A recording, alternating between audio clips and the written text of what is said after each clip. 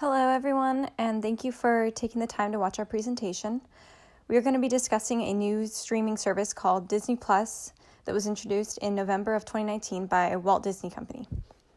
And we're going to be answering some questions as to how this streaming service will be able to successfully compete with one of the biggest streaming services that is currently dominating the market, which is Netflix.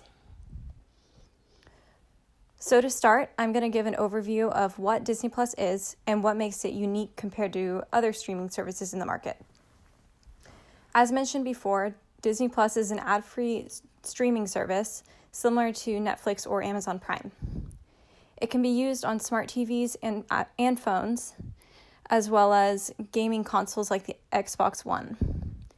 It allows for unlimited downloads so that its content can be viewed offline, and allows 7 profiles per subscription compared to Netflix, which only offers 5 profiles per subscription. And one very unique characteristic that sets Disney Plus apart from its competitors is that it's targeting a wide range of Disney fans and offering exclusive shows and movies from the Walt Disney Studios and television. And they focus exclusively on offering family-friendly content to their users. By contrast, competitors like Netflix offer a much larger range of movie genres, including both Netflix originals as well as famous Hollywood movies. And Netflix does not focus specifically on family-friendly content. While Netflix has been around longer than Disney Plus and offers a wider variety of content, Disney has been around since 1923 and has accumulated a massive customer base over the past nearly 100 years. So what exactly can you find on Disney Plus? It has a mixture of original movies from the Disney Vault, as well as content from Disney-owned television names like Pixar, Marvel, Star Wars, and the National Geographic. It also features a couple of Disney Plus original shows and movies such as The Mandalorian and The Marvel Hero Project. And Disney is in the process of removing a lot of their content from other streaming services so that it can all be made available only on Disney Plus. So the streaming service currently provides a 7-day free trial for new users. And after that, prices range from $6.99 a month or $69.99 for an entire year. And one unique bundle they're offering is Disney Plus with ad-free Hulu and ESPN Plus for $12.99 a month, which works out to be a saving of about $5 a month to bundle all of these together. All right, so now that we know a little bit more about Disney Plus and where it fits into the streaming market, our presentation will go into detail about how Disney Plus can create a recommendation system which will provide them leverage to compete against Netflix, because Netflix currently possesses a powerful asset that Disney Plus has not had the opportunity to accumulate yet, and that is customer data. And now Dan is going to take it from here with some of their competitive advantages. We feel that Disney's 2 biggest competitive advantages that they have with Disney Plus are the company's brand equity and the platform's exclusive and original content. So Disney has a distinct and popular brand reputation that precedes itself and will help breed interest and draw their loyal fans to the platform. And this is also now the exclusive streaming service of a wide-ranging collection of Disney's intellectual property. And this fan-favorite content and its exclusivity is certainly a draw, but another fact that differentiates Disney Plus from most other entertainment streaming platforms is that it can cater to sports fans as well, with their sports streaming services by owning ESPN. And Disney Plus should definitely plan to lean on these strengths and competitive advantages in order to grow their user base. This is because it is crucial to the success of their recommendation system and their platform.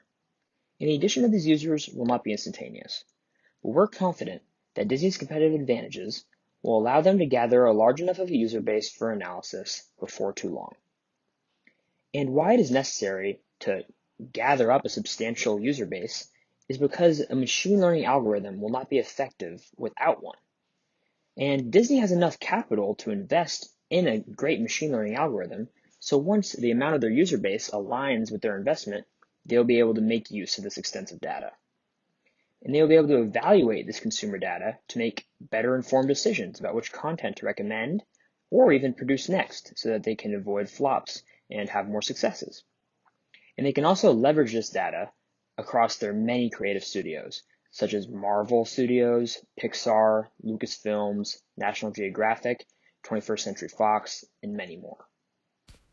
Next, Disney will only be able to replicate Netflix's recommendation system in a long-term plan because right now, Disney Plus is too new to have access to the type of data that Netflix has been accumulating for years now.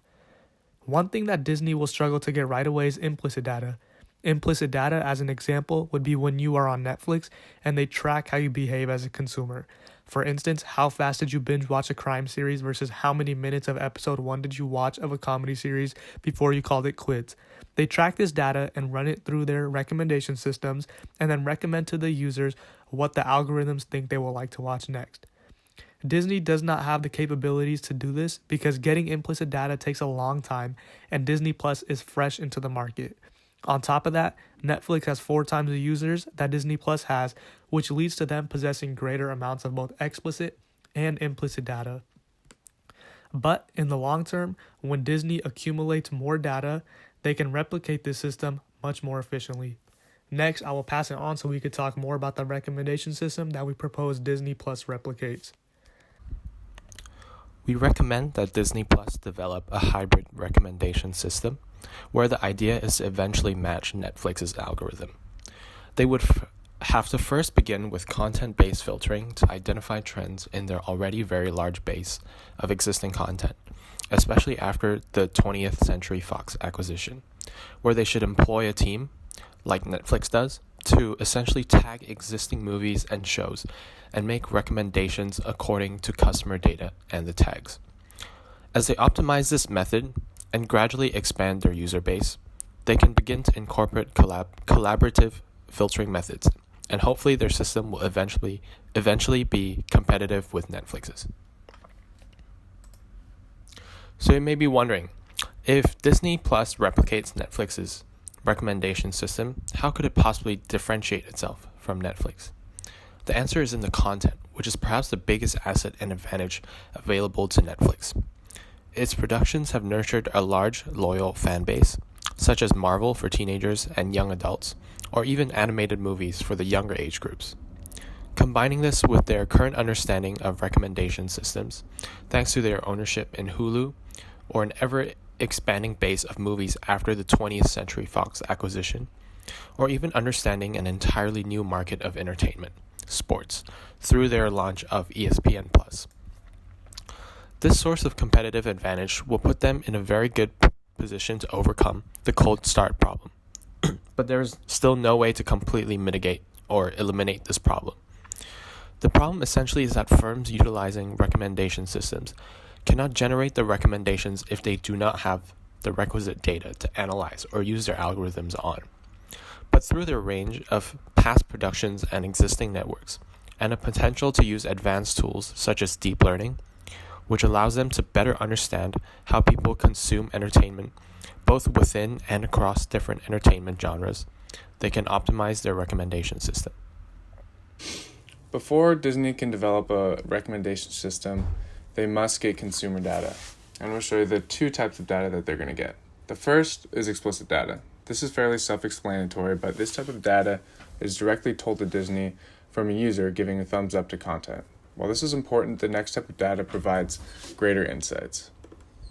Implicit data is the second type of data Disney can get from their streaming platforms. This is also known as behavioral data, and it's the most useful of the 2 types of data points. An example of behavioral data is someone binging Mandalorian in just 2 days. This shows the consumer is very involved in the content and gives a better understanding of their preferences compared to a simple like given by explicit data. Other behavioral aspects can show if a consumer did not like a show, such as abandoning it after 10 minutes. This would most likely not be captured in explicit data because research shows that people are more likely to provide feedback on the content they really enjoy. Through acquisitions, Disney has developed a trio of platforms they offer in a bundle: Hulu, Disney Plus, and ESPN Plus. While they can develop user profiles for each separate app, Disney has the opportunity to develop user profiles across apps to improve recommendations by taking advantage of the broad genres among platforms. The low-cost bundle is very enticing to consumers, but it also allows for greater analysis of consumer behavior than they would have had with Disney alone. While both data types are important when developing user preferences, all content must be tagged by genre, cast, theme, and many other variables that can tie together cross-genre content to provide better recommendations. Once the taglines are established, then Disney can analyze user behavior and use machine learning to weigh in what is more important. For example, they can decipher whether it's more important if someone watched a show more recently or if they binge the show very quickly. To best understand how Disney Plus's recommendation system will generate value for customers, we need to envision who their customers might be. Our first persona is Annie. Annie is a 20-year-old student at the University of Southern California studying drama. Having been born and raised in LA, she grew up a Disney fanatic and visits Disneyland as often as she can. Annie has a deep love for Pixar movies and has seen almost every one ever produced. While she typically loves all things Disney, she is particularly not fond of superhero movies. Our second persona is Arthur. Arthur is a 75-year-old retired bus driver who loves to spend his weekends watching Star Wars movies and adding memorabilia to his already impressive collection. Arthur loves the fact that Star Wars has an extended universe with a lot of hidden lore and hopes to find a new movie universe to fall in love with. By analyzing the personas of Annie and Arthur, we can see that the value that they will each receive from our recommendation system. Annie's story is that, as a Disney lover, I want access to all things Pixar, including short stories, so that I can view every piece of Pixar content. While Arthur's story is, as a Star Wars lover, I want original content that has not been created before, so that my knowledge and love of Star Wars can grow deeper. By analyzing these two user stories, we can see that the value that our recommendation will provide. The system provides value to Arthur by highlighting original new Star Wars content such as the Mandalorian series. Additionally, Arthur wants a new collection of movies to watch, and the system will recommend the Marvel Cinematic Universe, which he will love. Annie, on the other hand, will get content focused on Pixar and not on superheroes, as well as getting recommended content outside of what she'd normally be focused on. This would be represented through content via the Disney Vault. In conclusion, while it is unrealistic for Disney Plus to build this recommendation system prior to gaining a critical mass of data from users, Disney does, however, possess the competitive advantage to figure out what a consumer will be looking for and to be able to produce the original content that will provide value.